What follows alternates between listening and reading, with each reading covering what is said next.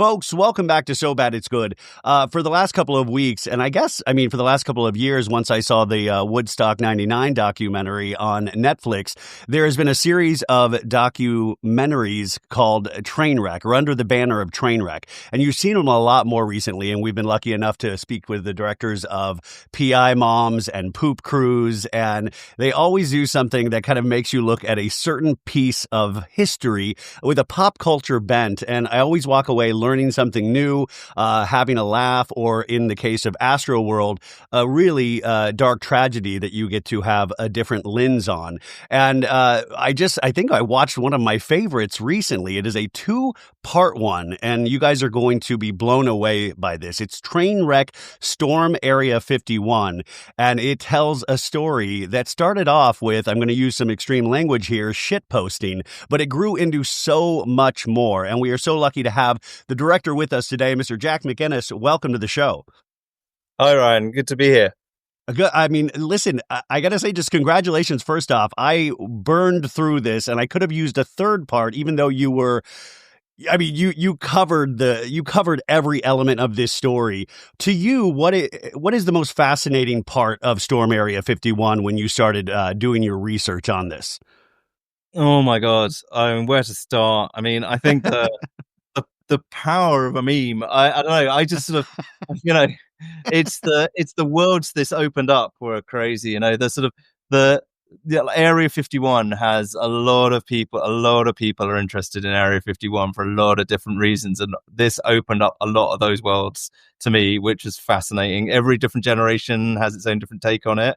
And, but yeah, I think the sort of, the sense of, what happens when sort of one generation's joke that I guess would have been like a bunch of kids hanging around in their basements, smoking a joint, saying, what if we all tried to get into Storm Area 51? That's suddenly you've got the US military listening to that now, and it's not just 5 kids, it's 4 million kids.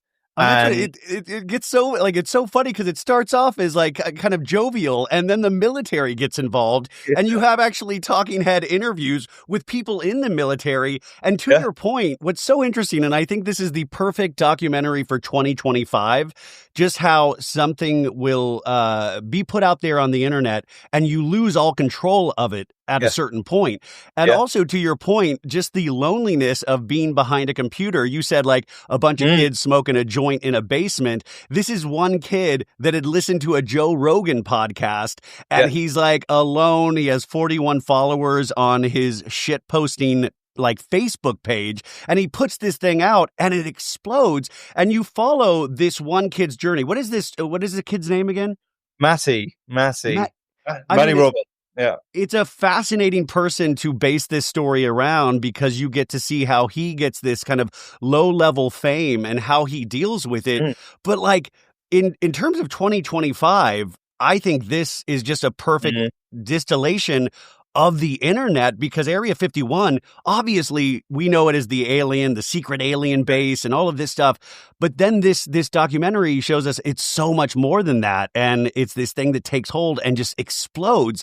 What was the thing that you learned in doing this, about the culture? I think it's, we just live in a world where nobody knows what's real anymore. Nobody knows what's just content and what's real. And that goes for that's happening at the top level of politics, down to just people throwing stuff around now. When someone puts something out there, it gets some attention, it gets some likes, it gets some views, it gains some momentum. Everyone's having to turn around. Like there are real people out there, whether in this story, you've got the people who live in a town of 50 people 3 hours outside Vegas, who have to decide, like, do I need to defend my property now? And you've got literally the US Air Force having to work out, like, are we going to have to gun down 4 million kids here? Yeah. But then everyone else is obviously a joke. But what do you do? Well, that's the scary thing is that even though this took place in 2019, and I remember hearing about this at the time, Mm, I mean, it was obviously a very different time than now, but I mean, just in terms of internet, it has gotten even more explosive in the years following. But to your point, it's just like he does this thing, it's a joke, it explodes, and then everybody else around it in these accompanying towns and military have to take mm, it serious because they had over 1 million people sign up for I will be there to storm Area 51. And yeah, some people are there because they really want to find out what is on Area 51. Some people want it to be a rave. Some people, Sarah Fraser, the podcast, I mean, I've had Sarah yeah, Fraser on the show. I've been on her show. She's in here as a talking head and she just wants to be a part of this and thinks it's going to be really funny. So you have all of these people from different walks of life wanting to go for different reasons. It's like Close Encounters of the Third Kind, but in a much more silly way. And then this yeah, poor kid starts getting death threats. He starts getting attention. He's like on the news. He's doing the Naruto run and people are making fun of him for that. And it just like led me to question if something really serious happens, how quick are we going to be able to make a joke out of it? yeah, yeah, yeah, exactly. Exactly. And it kind of felt like it was this sort of Rorschach test for the modern world, for America. Like, this meme was getting traction. So everyone starts to think, okay, this is my opportunity to make content. So people like Sarah are thinking, great, this will be like a great Yeah. podcast episode. Other people are thinking, well, you got the kind of nutcases with the guns who are saying, well, I'm going to head out there, and you've got then the porn producers are saying, let's make some alien porn. Yeah, they made a porn of this. I mean, that's when you know you really had an idea that takes off when they actually make a porn based on it. Yeah, But yeah, sorry, I said million, but it was 3.5 million people signed yeah, up for this, for the ultimate shit post. And like yeah, he said, he only had like a handful of followers, but he's an adrenaline junkie. And when this mm, started, like they started taking this seriously, you make a point is there's only 12 officers that were policing like yeah, 10,000 square yeah, miles or something yeah, insane. So they were not equipped to deal with this. And then you have these small towns, the infrastructure to have some sort of festival is not there. So you have a lady like potentially going into bankruptcy to yeah, try to, I mean, there's all of these weird tragedies and triumphs through this because then it becomes a war of the kid who initially did this of like, yeah, it's not safe. Let's just do one in Las Vegas proper and have another festival there. And then it's like these not competing festivals, but they don't know who's going to show up to one and who's going to show up to the other. In retrospect, Maddie, what does he think about this now? And has he seen this final documentary? He's been he hasn't yet seen the film. He's been great to work with along the way. I think it was a sort of crazy ride for him, and then he just decided the limelight wasn't for him. So that's one of the things I really love about this story is it genuinely was like a 15 minutes of fame for this guy. This isn't the story of, an influencer sort of trying to get traction. This just happened to a kid who just wanted a normal life and has gone back to a normal life since this happened. And, yeah, it's amazing because no one in this story really was, cynically using this as a marketing device. They were just riding this wave, and they ended up falling out, but you can kind of see why everyone made the decisions they made. So Matty, like, he's got this thing happening, and someone calls him up and says, "Why don't you do an event?" And he goes, "Okay, great." And then he starts to realize that he has actually officially gone out in public and invited people to do this ultra illegal act. And he's actually got the FBI knocking on his door, and I love that he actually goes on the run for the FBI for about 5 hours. And I love that you have his mom in it as well. Yeah, And I was yeah, like, wow, now he's in trouble. Like the mom's involved. And he's like, yes, we don't know what our kids are doing in our basements, yeah, which is great. And also I just thought like, if and when the world ever comes to an end, it's just going to be so corny because one of the big taglines for this is clap them alien cheeks. Is that clap them alien cheeks became like almost like a war cry for this group of people. And I was just like, even if aliens exist and they hear clap them alien cheeks like that, we are just such a tacky society. Yes.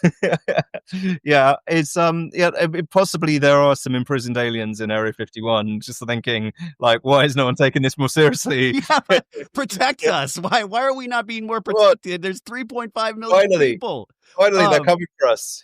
so Yeah. in the decision to actually break this down into two parts, because some of the Trainwreck series, they're all different like times and stuff like this. What was your decision in breaking this into two parts, this story? Well, we looked at it as a feature. We looked at it as a three-parter, and like I think a two parts just felt right because it felt there are two stories here. There was a story which was the escalation of this meme out of control, and then there was another story of how that ends up playing out.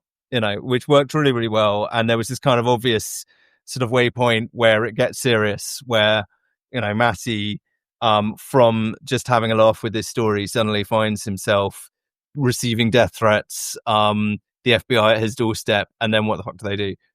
So it felt like it deserved a two-parter, and it allowed us to kind of get a bit into Area 51 and what all that lore is and like why it's famous, and that's a whole thing that is really exciting to go into. Well, it's also exciting because the viewer of this will already have some kind of pre-knowledge of Area 51, like in terms of pop culture and military. We already have our assumptions about Area 51, so it's interesting to have that going into this. And sometimes I was expecting one thing, and it became this whole other thing about how fast a meme can spread and what society will do with that. So the alien stuff actually takes a secondary seat, which I enjoyed. But you said three-part. Were there any storylines or avenues that you had to cut back on in this to help the overall story? Yeah, there was, as in any story, there were stories we looked into that we'd like to have done. Though we had too many brilliant stories of people who went to this event, to include, and Yeah. we could have included more of those.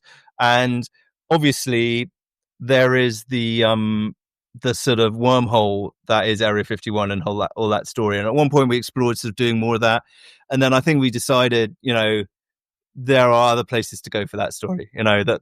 Jeremy, who is in the film, Jeremy Corbell, has done a film on Netflix about that, and this.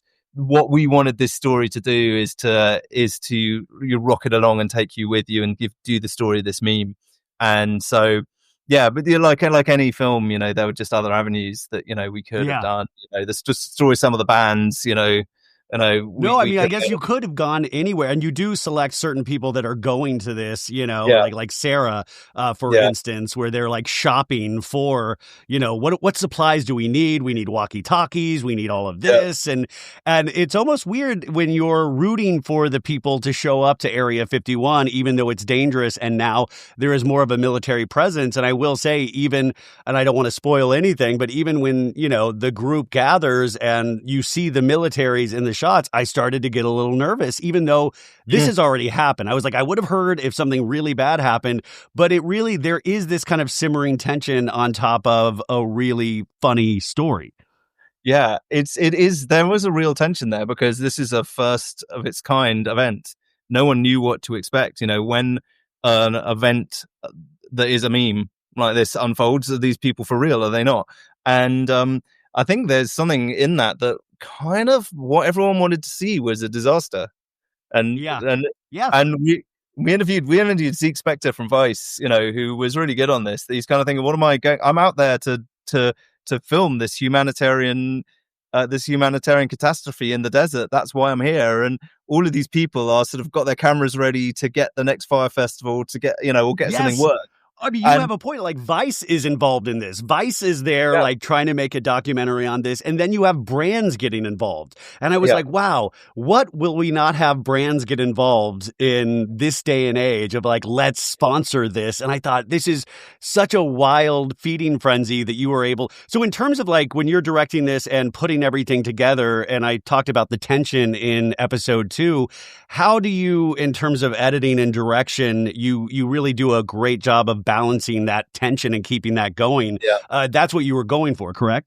Definitely. Yes. Yeah. You've got to try and, live in the tension of what can this be for as long as possible, which is what everyone was really doing. And I think that's kind of one of the first things you do as a filmmaker with these stories is you kind of think, what's the central tension here? Central tension here is like, are 4 million kids going to get gunned down? And you're gearing up, and so that moment where they literally standing in front of the base and they count down 10, 9, 8. That's where the whole thing is headed, and and so then you sort of structure it all around that, and sort of thematically, that's the thing that's really interesting about this story, which is going, a meme that has to at some point enter reality. That this is getting crazier and crazier and crazier, but then there is actually like a date in the calendar, a time where we're going to work out if this is real or not. Yeah, there was like this Dr. Strangelove quality to it where I was like, this is so hysterically funny for reasons that I don't even think they realized at the time. But when you're able to tell this story, and that's why I was wanting to know, too, is that you had mentioned this earlier of like, what is this exactly? What do we do? 3 parts, 2 parts. But is there any sort of talk? Because I was watching this and I hate that my mind does this, was that would you consider directing an actual narrative film of this, a fictional film of this story? Because I was like, then I was like, wow, we got to cast this movie. Yeah, let's do it. Right? You can find the funding. I'm there. Well, I feel like Netflix needs to hop in at this point. I think the Trainwreck series is wildly successful. I think they would be ignorant if they didn't start making films of these great pieces of pop culture history that you guys are shining a spotlight on. Let's do it. I'm up for it. I'm mentally casting it already. Okay, perfect. Like I want to be one of the military guys. So when you're doing part of the Trainwreck series, which I said I've enjoyed every one of these, is there an edict down from the top? And I believe you worked on Woodstock 99 as well years and years ago. What is the rallying cry? What's the mission statement on these films as a whole? Well, I think it's quite organic, really. It's quite a loose series of quite different stories that all hang together. I think this was the first one of the series that we made. So we made this one. So we made Woodstock 99, and then a few years later we made this one, and then that was the first of this next tranche that got made. So obviously we were trying to work this out. And I suppose what it is that there is, there's bad stuff that goes down, but there's an element of humor and irony to it. And I think that's it. Like that's what's really exciting about these stories to make, is that as a documentarian, often you're making films about tragedies, about major disasters, and about really tough stories, which, is great. And we love doing that. And it's important to do. What is really, really nice is when you're hitting a story and you're saying, actually, in this story, hundreds of people didn't get gunned down. This is one level. It's just like a massive bit of light relief from all the horror and tragedy out there in the world right now, and it's just it's an opportunity to shine a light on some of those interesting bits of the world and the culture, through humor and satire as much as anything else. And so I think by just like playing the stories for what they naturally were worth, we've sort of been finding an identity for this Trainwreck series rather than there being an edict. Yeah, no, I think in terms of branding, I was talking to the guy who did PI Moms, and I just said, this branding, like, I fully trust it now. If I see the Trainwreck logo on something, I will watch that immediately, and I think a lot of people feel the same. And it is so fascinating. Poop Cruise shot to the top of the Netflix charts, which, by the way, brilliant time. We need to rename Storm Area 51 of Storm Area 51/poop, because I think really... But are you nervous for people? In this story? Yeah, there is. But are you nervous for people's reactions once this comes out on Tuesday? You always are a little bit, but I think we are fair to everyone in the story. I think everyone in the story, they're all coming from their different angles. They're all good people doing their best. And and my main hope is that people just really enjoy it. I think it's a really enjoyable series, and it's a lot of people have said, you just have to click through and watch the whole thing because it's just fun, and that's what I hope you get out of it. it goes in places I didn't expect it to go. And I supposedly lived through 2019 and I was unaware of a lot of this. But I just think you guys, for 2025, where we're at and what we talk about on this show with like the media landscape and the social media of it all, this is the perfect example. And this is 6 years ago, which keeps blowing me away because I think you could do a follow up to this on any current news event and see the hysteria that goes into anything these days and how we cannot trust a lot of what we see on the internet. We don't know what is joking and we don't know what is real anymore. And this is some kid in his basement who seems like a good-hearted kid and it just explodes. So I always wonder what the next thing that is going to be Storm Area 51 will be. Do you guys have any kind of overall meetings? Because I would imagine the Trainwreck series will continue to go on. Are you allowed to tease if anything is in the works right now for the Trainwreck series? I think I'll let you talk to senior people at Netflix about that, but I'm sure we'd all love that to happen. Yeah. Okay, Storm Netflix 2025, you guys. Let's do this. And finally, as we start winding down here, I was looking at your filmography. You did a film on Vincent van Gogh's ear at some point, and I was wondering, in terms of like looking back on history in a moment in time and doing something more current, do you have a preference as a director of like entrance points and what really ignites your passion? I have been like very eclectic with the different things I've done. I'm right now, I think I'm in a place in my career where I really like the opportunity to talk to the people who were there. I really, the Van Gogh thing was really, really great to do, and I really, really enjoyed that. And that's, I suppose it's just another kind of stranger than fiction story, but with, But you couldn't go back and talk to his brother. You couldn't talk to Vincent's mom. Yeah, exactly. Yeah, sadly, I think the last person who knew him died only 20 years ago or something. But yeah, it's more recently I've been doing that kind of film. But they're sort of different. It's all storytelling really, and it's all takes you to interesting places. And so I'm open to anything really. But that's what was great about this story and things I've done. In more recently is just the opportunity to actually sit down with people for a few hours who've gone through these incredible experiences and find out what made them tick. Two last things. When you have so much information at your disposal and you are needing to do research on the entirety of the internet on top of the military and all of this stuff, how long does it take you to cull all of this and then put together an edit when you have, like you said, 1,000 different directions and people to go in? How long does this take you to nail down an edit of something that is so vast? Well, you need a good team, really. So, I suspect probably about 1.5 years is how long this took, and that's it. We had some great producers who are scouring the internet for, we had the potential of up to 4 million people who'd signed up to this event to interview, and wow. So obviously we knew that Matty. Exactly. So we knew Matty was obviously going to be really important, and so was Connie and a few other people. But then I really wanted to get a sense of who all these people were clicking on this, and that was a massive job. That was a big internet trawl trying to find, and we found some really, really great people. And so you need a lot of time and you need a big team. Did Matty have any trepidation about telling this story again because of how it went the first time?